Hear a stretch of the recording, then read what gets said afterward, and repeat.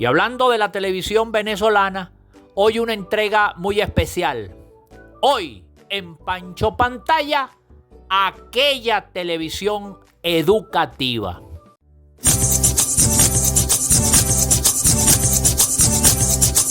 Pancho Pantalla, Pancho Pantalla, Pancho Pantalla.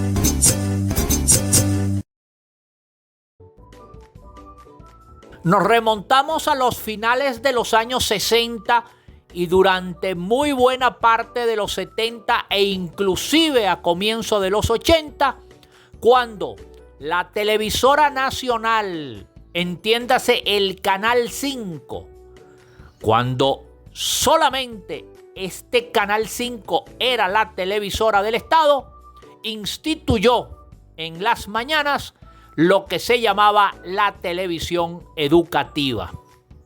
Esta televisión educativa era, si se quiere, elemental, pero dentro de lo elemental hemos de reconocer que sin lugar a dudas cumplía un poderoso cometido, que era el de ayudar a formarse, a dar conocimiento a muchísimos alumnos, a muchísimos venezolanos que en aquella época, en los años 60 y en los 70, todavía no tenían acceso a la educación formal. ¿Y qué se entiende por educación formal? Por supuesto, se entiende como educación formal a el hecho de poder asistir regularmente a clases presenciales. Hay que recordar que en aquellos años de los 60 y de los 70, todavía Venezuela, a pesar de que había evolucionado muchísimo de la Venezuela rural que conocimos en los años de Juan Vicente Gómez o de Eleazar López Contreras, aún había muchas poblaciones en las cuales todavía no habían escuelas formales, liceos formales. Y entonces la televisión educativa, de alguna manera, cubría esta deficiencia. Es así pues que, por ejemplo, en las mañanas, a las 9 de la mañana, podíamos ver un programa llamado Matemáticas de cuarto año. O quizás en la tarde podíamos ver cursos de manualidades o de artes plásticas.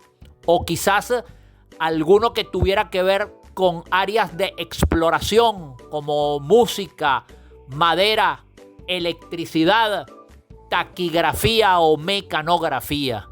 De igual manera, en aquella época se daba regularmente y de manera consistente lo que tenía que ver con los grados de la primaria.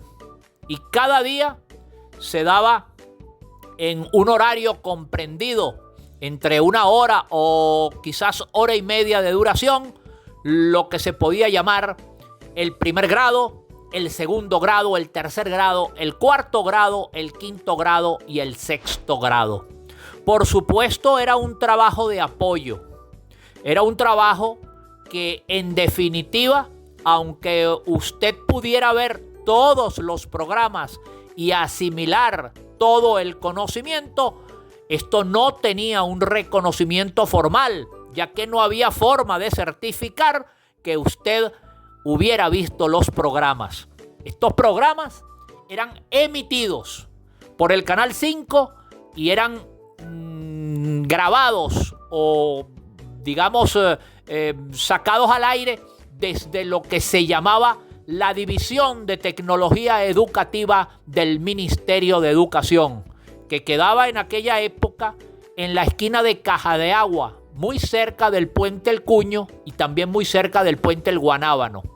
Actualmente, a pocos pasos de lo que era la División de Tecnología Educativa del Ministerio de Educación, queda el enorme edificio que actualmente es la sede del Ministerio de Educación. Pero en aquella época, la División de Tecnología Educativa, es decir, los estudios desde donde se grababa este número de programas bastante grande, quedaba allí en la esquina de Caja de Agua.